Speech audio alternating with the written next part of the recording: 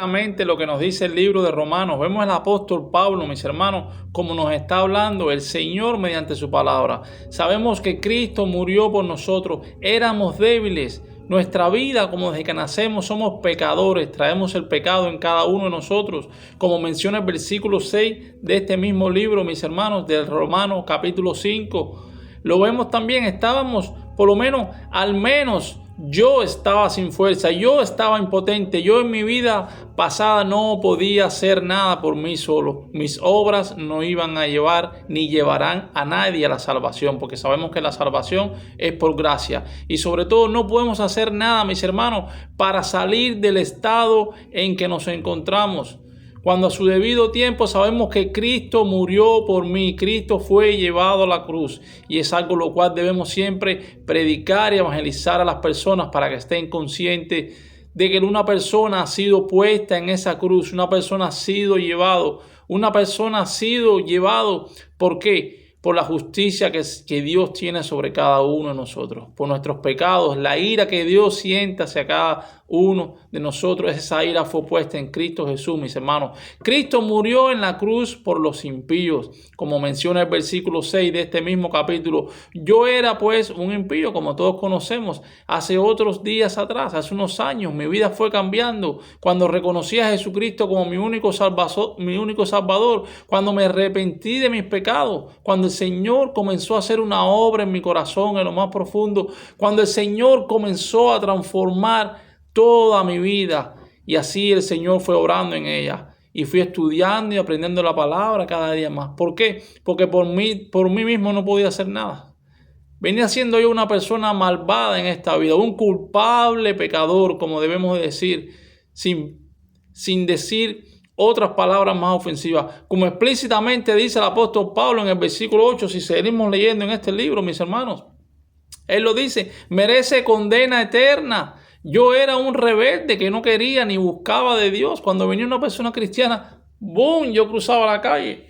Cuando venía otra persona, ¡boom!, yo cruzaba la acera. No quería conocer de Dios. No quería pisar una iglesia. No quería que me hablaran de la Biblia. No quería saber que estaba equivocado y que por mí mismo no me iba a seguir valiendo como seguía hasta ahora. Ni buscaba reconciliarme con Dios. Pero vemos que por su gracia, por la gracia del Señor Todopoderoso, mis hermanos, acá me tienen hoy. Hoy reconozco que Cristo murió por los pecadores como yo. Recordemos como dice la palabra del Señor, sino por los que eran culpables y odiosos como yo. Hablemos como se debe de hablar. De modo que nuestra destrucción, todo lo que es nuestra destrucción externa, fuera para la gloria y la justicia de Dios, mis hermanos. Cristo murió ¿para qué? Para salvarnos del infierno y de la ira de Dios. No en nuestros pecados, sino de nuestros pecados. Como repito, cada persona que somos pecadores de que nacemos. Y todavía no éramos pecadores cuando Cristo murió por nosotros. Más aún, lo que tenemos nosotros, lo que es la mente carnal, no solo es un enemigo de Dios, mis hermanos, sino la enemistad misma. Recordemos el libro de Romanos capítulo 8, versículo 7, nos habla más de esto. Pero Dios se propuso liberar del pecado, lo vemos una vez más, y obrar un gran cambio que pueda hacer en la vida de esa persona que venga arrepentida delante de Dios y reconozca solamente a Jesucristo como su único Salvador. Mientras el estado pecaminoso continúa, mis hermanos, Dios aborrece al pecador, lo sabemos, y el pecador aborrece a Dios. Recordemos lo que dice el libro de Zacarías en su capítulo 11. El Señor vivo de todo completará el propósito de su amor moribundo, salvando a todos los verdaderos creyentes hasta el fin.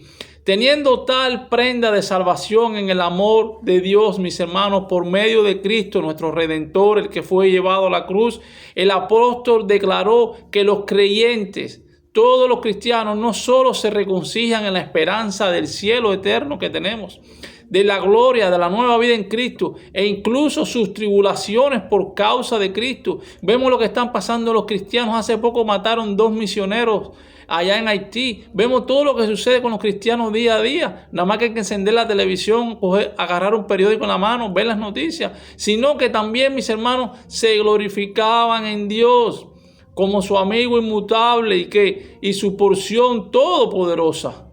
Solo por medio de ¿quién? De Cristo, nuestro Salvador. Y es así como podremos encontrar vida eterna, nueva vida en Cristo. Recordemos que el ser humano vive muerto en su pecado.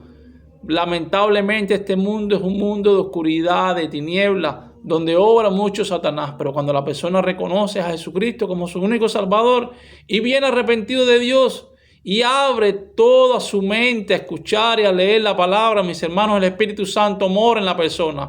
Y esa persona puede ser transportado desde un equipo, desde un mundo de Satanás hacia el nuevo equipo. Esa persona pasa a ser llamado hijo de Dios. ¿Por qué? Por un verdadero arrepentimiento, por una fe puesta solamente en un Salvador, que es Jesucristo.